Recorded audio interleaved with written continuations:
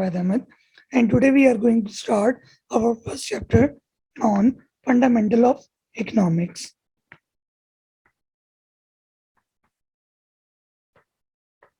Economics, in which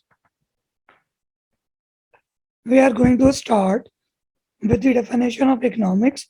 What is economics? Firstly, the thing that you have to understand is that the person who studies and researches on economics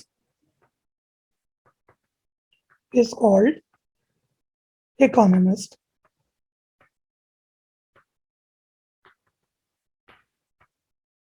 So it's called economist. So from different time to time, there were different economists who present the definition of economics as per their thoughts and as per their research. So we can divide the economist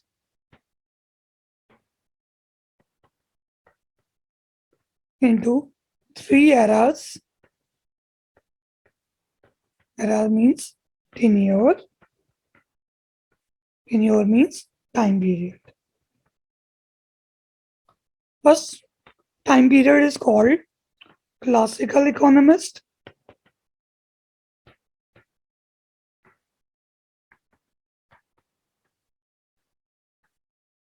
Second one called neo-classical economist.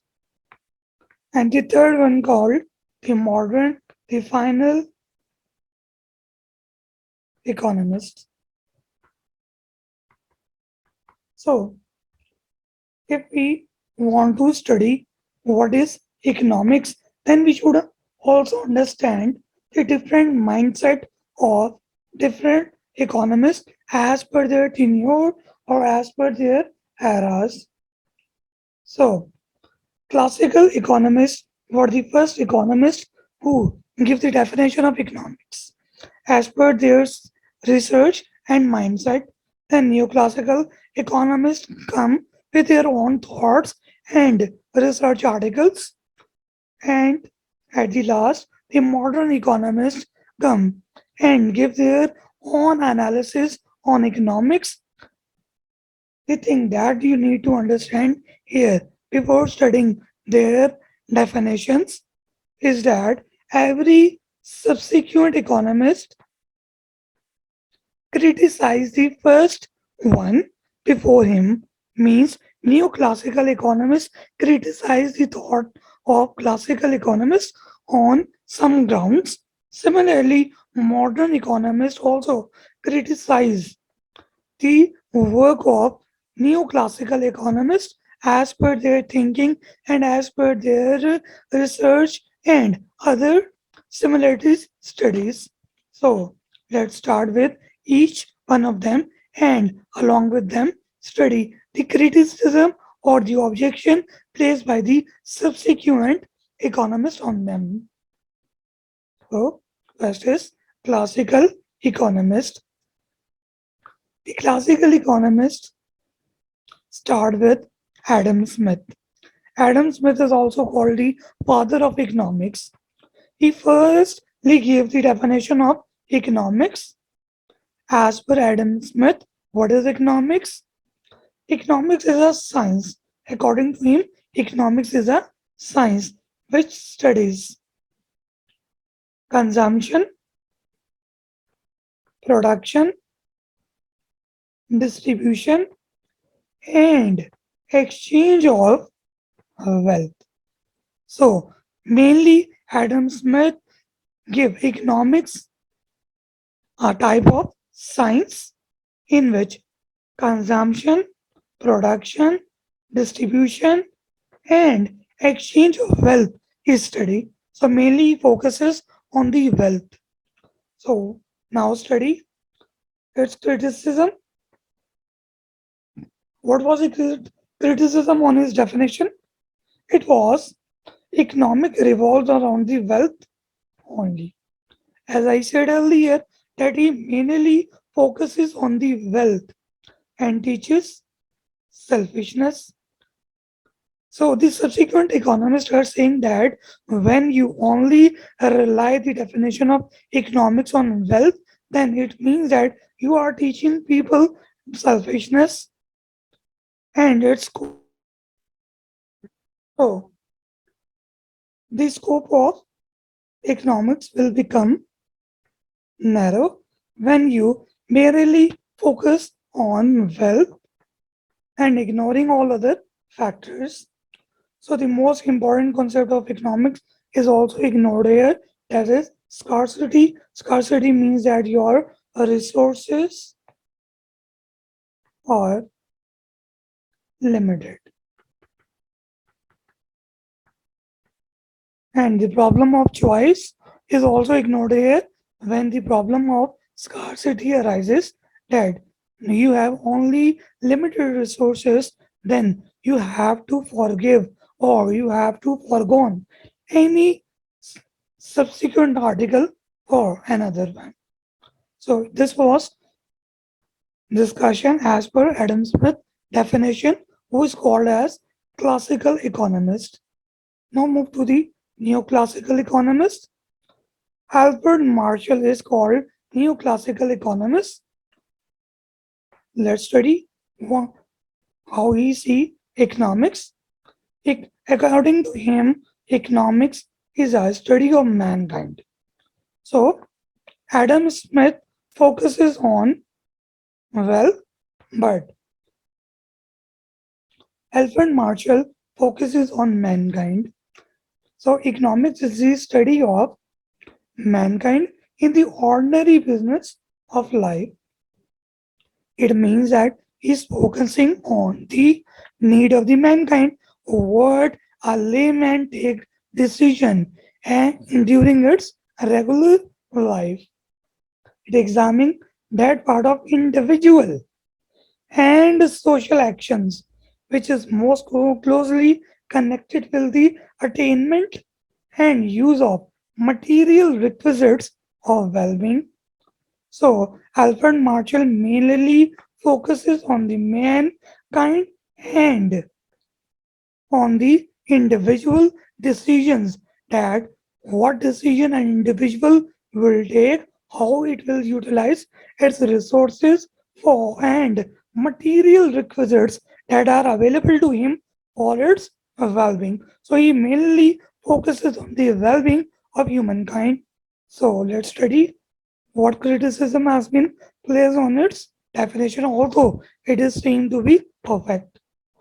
Although this definition shifts focuses of economics from wealth to welfare. I have already explained this to you, and that this definition shifted focuses from wealth towards mankind and mankind welfare. However, its narrow scope of economics by classifying only material goods. The problem in this definition is that it is focuses only on the material requisites. Non-material goods should also be studied in economics, provided they have some values for its customers. So, why this definition become fail? Because it merely focuses on material requisites and ignores immaterial items. Now move to the modern classical or modern economist. Mr. Robbins is called the modern economist. So let's study how he analyzed the definition of economics. Economics is a science.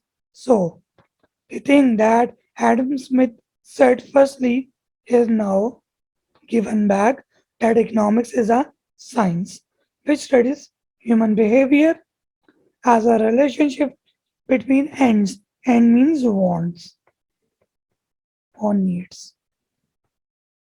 And scarce means limited, means resources which have alternative uses. So mainly what the Robin is saying, that economics is a science which study the human behavior. What he will study the human behavior? The relationship between human wants and needs and their limited resources available to them, and which have alternative uses. That at the same time you have two choices, that you can either watch a movie or buy a book. If you buy a book, you have to forgone watching a movie, and if you watch a movie, then you have to eliminate purchasing a book. So Robin is saying that economics is just a science of human behavior. What a single human behavior take decision at the time when its wants and needs are unlimited and its resources are limited.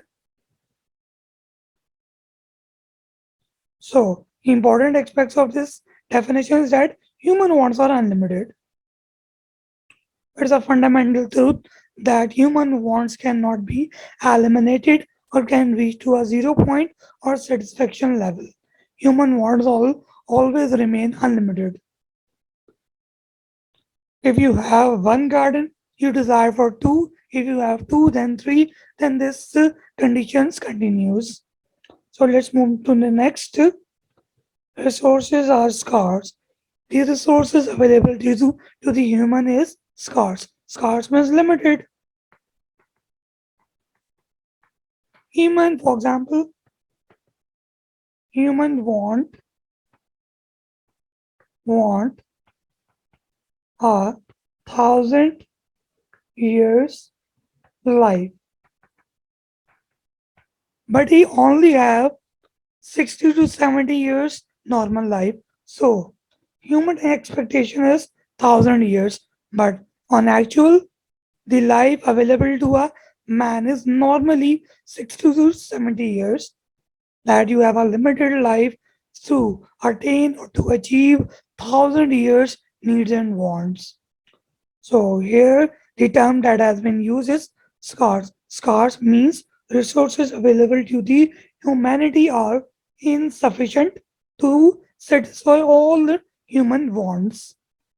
Therefore, society have to make some choices, some selection need to be made. If you want one thing, you have to leave the other one. Choose means deciding how to allocate limited resources between alternative means different wants. So the whole human life expands or expands between expands between satisfaction of unlimited wants by utilizing available resources, for which you have to make some choices, because you cannot go got each and everything that you desire for. So what is economics? Economics is a study in which available resources can be utilized to achieve unlimited wants or need by exercising some choices. So this is economics. In this class, we have studied economic three eras: classical economist, non-neoclassical economist, and third one was modern economist. First one was Adam Smith, then Alfred Marshall come, then Robbins came. All these are called economist: classical economist, neoclassical economist, and modern economist. The thing we have additionally studied here is the criticism on each of the economists and their definition. Still waiting for a new definition by another economist. So, the definition of Robbins can be criticized, although it covers each and every item. So, you can easily say that Robbins definition is the combination of classical and neoclassical. The exam tip that I want to give you here is that sometimes a distinction is made between needs and wants. Sometimes in economics, there is a difference between needs and wants. The thing that is necessity for life is called need, and the thing that falls under your luxury or the things that can make your life easier is called wants.